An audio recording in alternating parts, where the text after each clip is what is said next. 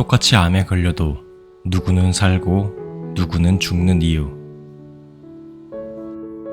안녕하세요, 이병욱입니다. 저는 외과 의사로서 15년, 보안통합의학 의사로서 22년, 총 37년을 암과 대면해온 의사입니다. 메스를 들고 암덩어리를 잘라내던 시절, 제 수술률이 제로일 만큼 암 치료에 대한 의지가 아주 강한 의사이기도 했습니다. 오랫동안 공부하고 암 환자를 치료하면서 쌓아온 저만의 이야기가 많습니다. 암에 걸리지 않도록, 암에 걸리더라도 행복하게 살 수 있도록 도와드리려고 이 책을 씁니다.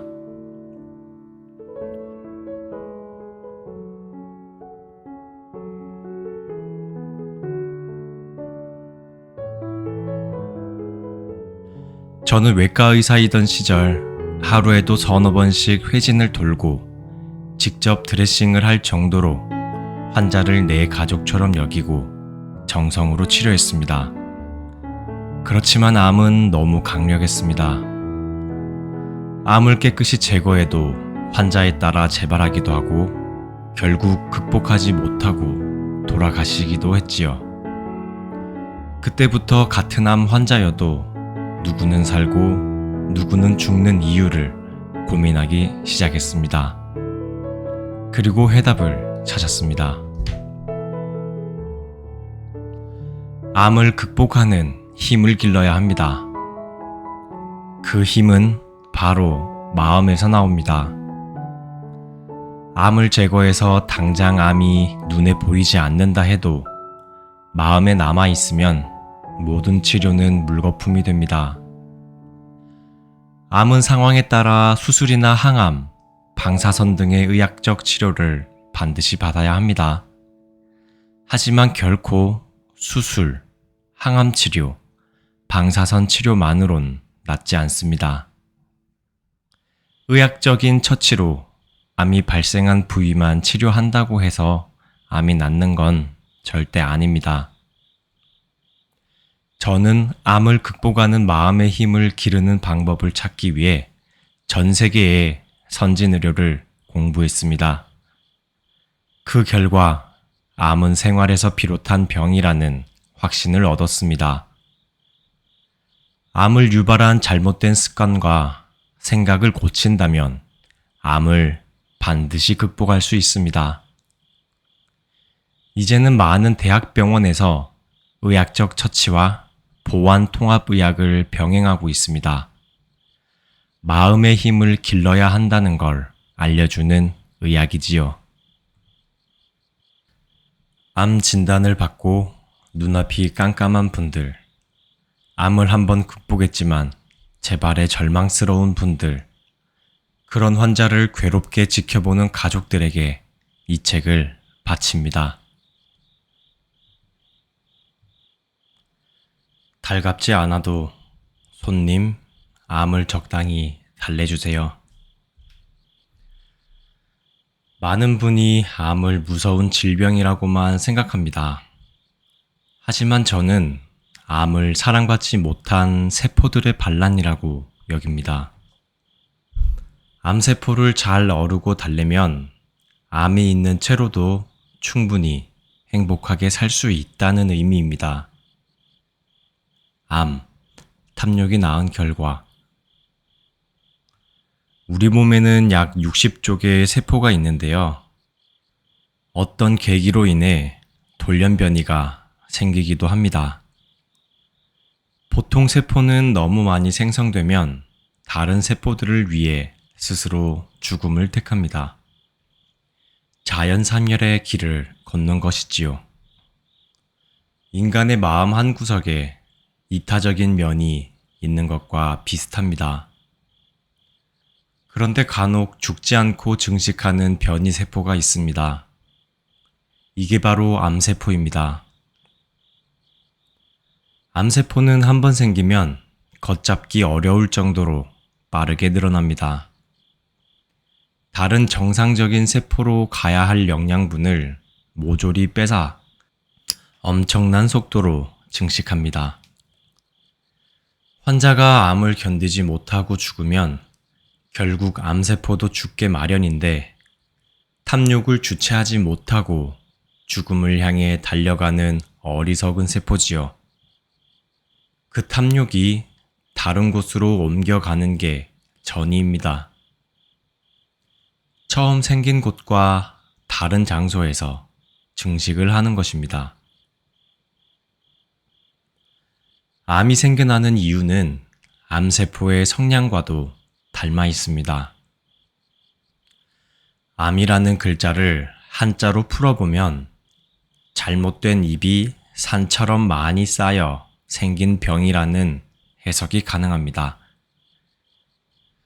잘못된 입이 과연 무엇일까요?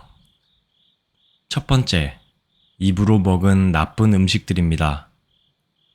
과식, 포금, 탄 것, 짠 것, 뜨거운 것 등입니다. 두 번째, 불규칙적인 식습관을 말합니다. 세 번째, 나쁜 말들도 여기에 해당합니다. 불평, 불만, 시기, 미움, 질투, 화, 저주 같은 부정적인 감정을 담아낸 말들이 결국 병을 일으킵니다.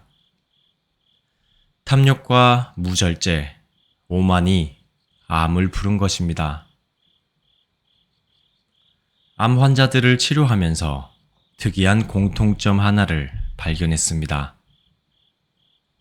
암이 걸리기 전 몇 년 사이 감당하기 힘든 안 좋은 일을 경험한 환자들이 많았다는 것입니다.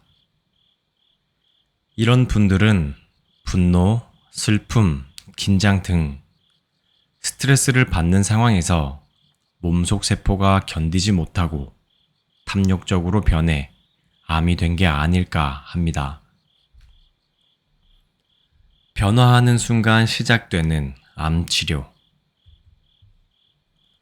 암에 걸렸다면 내 몸을 사랑하지 않고 너무 힘들게 했구나 라는 생각을 먼저 해야 합니다.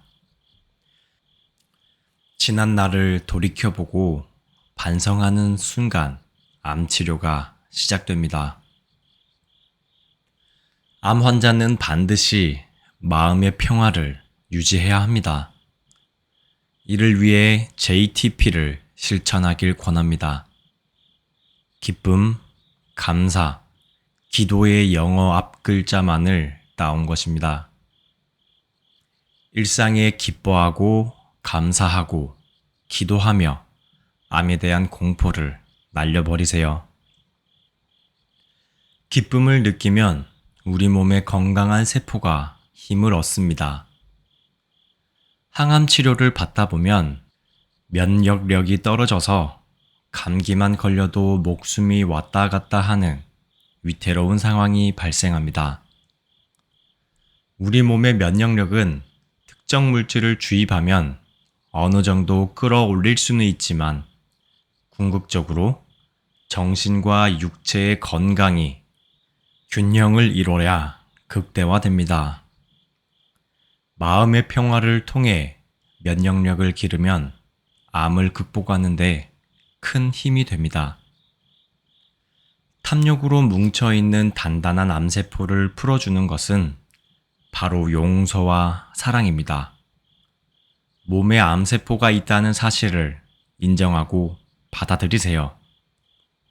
암을 미워하거나 증오하면 또 다시 그 부정적인 마음이 암세포를 키우는 꼴이 됩니다. 똑같은 사기암을 선고받고도 누구는 6개월을 넘기지 못하고 누구는 3년 뒤에도 잘 사는 모습을 봅니다. 오랜 세월 암 환자들을 지켜보니 암을 이겨낸 사람들에게는 공통점이 있었습니다. 바로 변화했다는 겁니다. 그럴 수도 있지요. 그러려니 해야지요. 라는 말과 함께 모든 상황을 허허 웃으며 받아들입니다. 암에 걸리기 전에는 까다롭거나 엄격하거나 비관적이었을지도 모릅니다. 하지만 자신의 삶을 되돌아보고 반성한 환자들은 이내에 여유를 찾고 배려심을 갖습니다. 그렇게 암에서 살아납니다. 암에 온 힘 쏟지 말아야.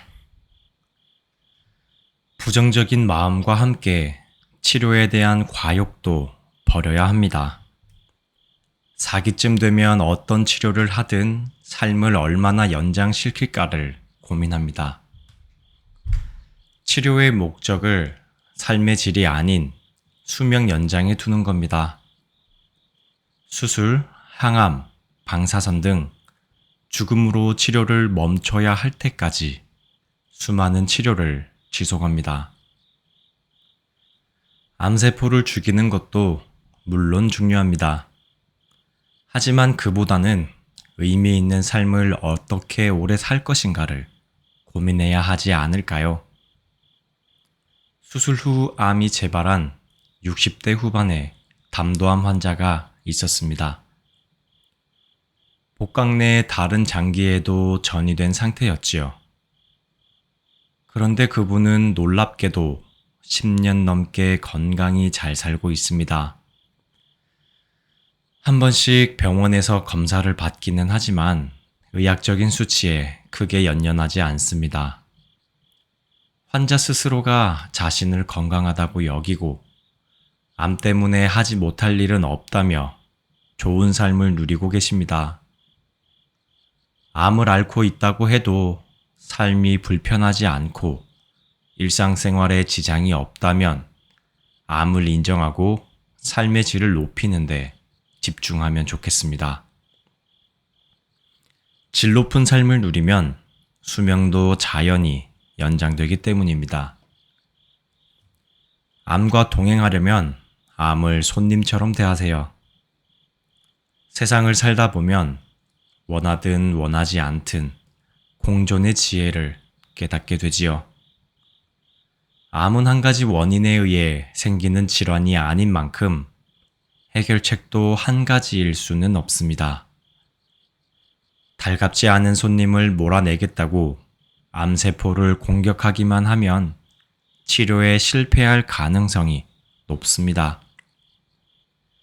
사랑받지 못해 반란을 일으킨 암세포를 죽이기 위해 필사적으로 노력하기보다는 적당히 대접해 달래주세요. 그리고 남은 힘을 자기 삶의 질을 높이는 데 쓰세요. 수술, 항암, 방사선으로 암세포를 공격하기만 하는 게 아니라 웃음, 음식, 신앙, 운동 등으로 건강한 세포의 힘도 길러주세요. 마음을 바꾸세요.